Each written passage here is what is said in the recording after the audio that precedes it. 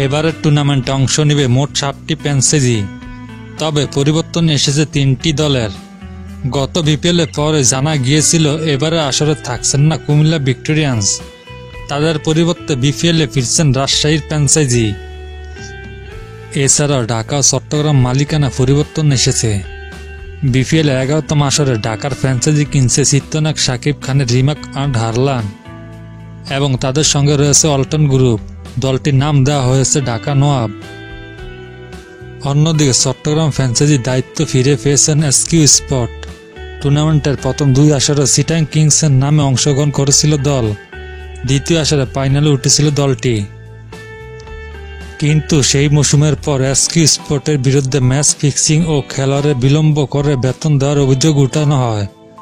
পরে এসকিউ স্পোর্টের সকল প্রকার ক্রিকেট কর্মকাণ্ড অংশ নেওয়া থেকে নিষিদ্ধ করা হয়। একই সাথে দলটিকে বিলুপ্ত ঘোষণা করা হয়। তবে বিসিবির সঙ্গে আগের হিসাব মিটিয়ে আবারও দল নিয়েছেন এসকিউ স্পোর্ট। আগের নাম চিটাং কিংস হিসেবে মাঠে নামবে দলটি। বাকি 4 দলের কোনো পরিবর্তন আসেনি।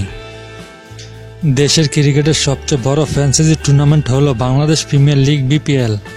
আগামী 27 ডিসেম্বর থেকে মাঠে গড়াবে টুর্নামেন্টের 11তম আসর, আর 14 অক্টোবর অনুষ্ঠিত হবে ফ্ল্যাশ ড্র ভোট।